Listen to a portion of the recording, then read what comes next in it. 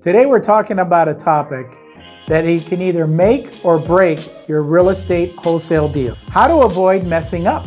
As a seasoned broker, mentor, and investor with over 40 years of experience, I've seen a lot. Let's go over some ways to help you succeed. If you need more help after this video, please book some time with me one-on-one. You can find that link down below. Hi, I'm Joe Homs, and I have over 40 years of experience as a broker, mentor, and investor. And I want you to subscribe so that you never miss a video. Number one, properly research and do your due diligence. When you're pulling these lists from whatever source you're pulling them from, make sure at the end of the day that you're speaking with the owner of the property.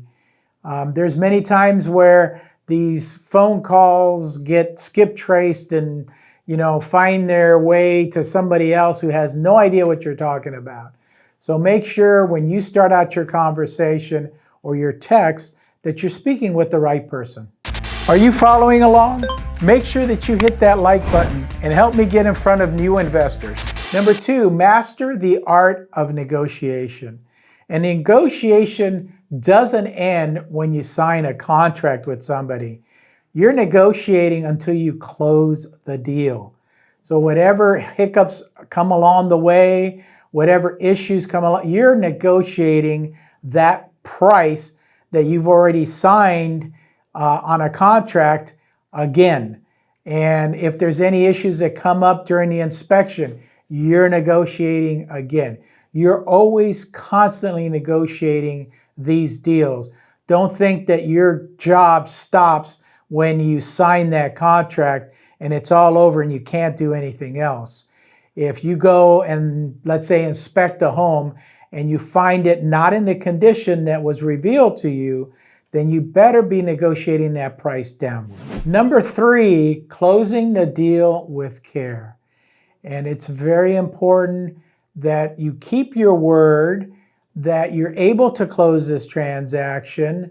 If you're a wholesaler, hopefully you have a list of buyers that are going to buy this property, and you're not going to have to go back to that owner and say, I need more time, I couldn't find a buyer. Well, I thought you were the buyer. Well, kind of I am, but now you're needing to explain that you're a wholesaler. So try to avoid all those kind of rookie mistakes and make sure that you have enough people in your pipeline to sell this property to.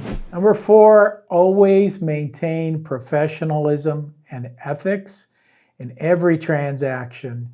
And ethically, you don't want to be talking to a 95-year-old widow that is basically living in 1960. And she wants to sell her house, and she says, well, I think it's worth a couple $100,000 because she bought it for $10,000. And then she thinks it's a lot of money when really it's worth $700,000. So ethically, you don't want to take advantage of this situation.